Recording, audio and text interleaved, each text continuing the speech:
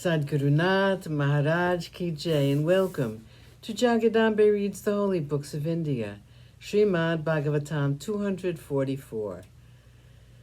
As you may remember, Kamsa felt guilty about his behavior and apologized to his sister. Devaki smiled at him and said, "My dear brother, what you say is quite right. It is only the unwise, those uninitiated in the truth about the Atman. It is they who suffer from the pain of separation and pleasure due to passing things.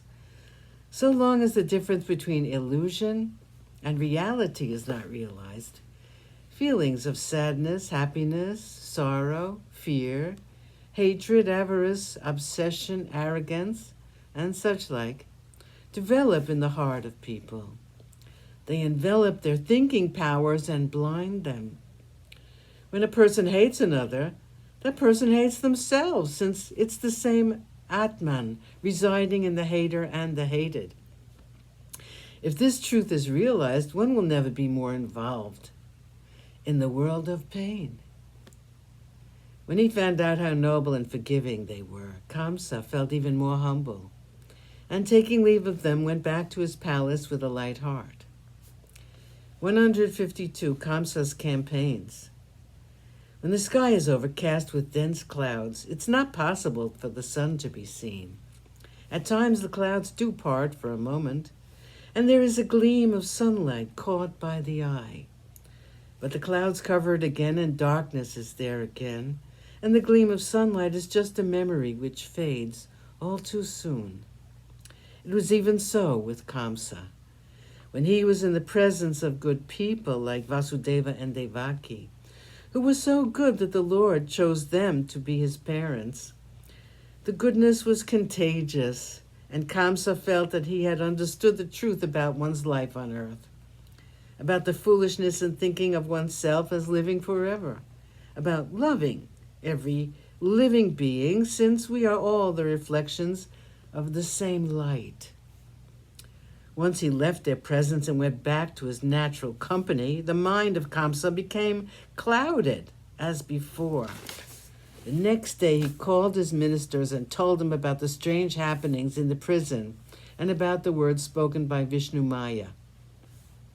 His ministers, who were all haters of the Devas, and who were all embodiments of ignorance and foolishness and pride, spoke with great passion and vehemence. The suggestions offered by them were profuse. They said, "It's obvious that the child is kept somewhere secretly, most probably away from the city of Mathura. Maybe another city, a village, in the suburbs, perhaps where the cowherds live.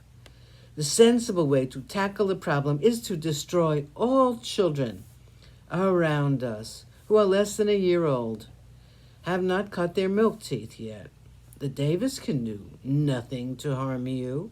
They've all been defeated by you so often in the wars, they're scared of you. Why, even the mention of your name is enough to drive them away from any place.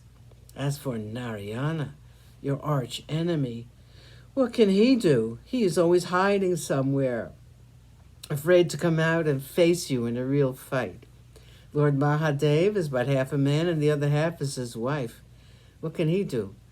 Brahma is far inferior to these two. Indra, as you know, is powerless against you and your prowess. Even so, it is but right that we should take proper precautions. We should pull out the roots of our enemies where they are tender. When a disease finds a home in the human body, we should find out what it is, where it is, and attend to it immediately. If we ignore it for a while, it will grow suddenly or gradually, and later it will be the death of the body, even the Indriyas. If they are not controlled and brought to bay at once, they will run away with wisdom like horses drag a chariot when the reins are not held properly. Narayana is the refuge of the Devas. He's the very root of the tree called Svarga. It has been said that he's found wherever Sanatana Dharma is practiced. And the very foundation, the keystone of this Dharma, is the chanting of the Vedas, cows, Brahmins who are forever performing yagnas and tapas. The best way, my Lord, to destroy this Narayana is to kill all these Brahmins. Sadgurunath Maharaj Ki Jai. Thank you for coming. I hope you come again.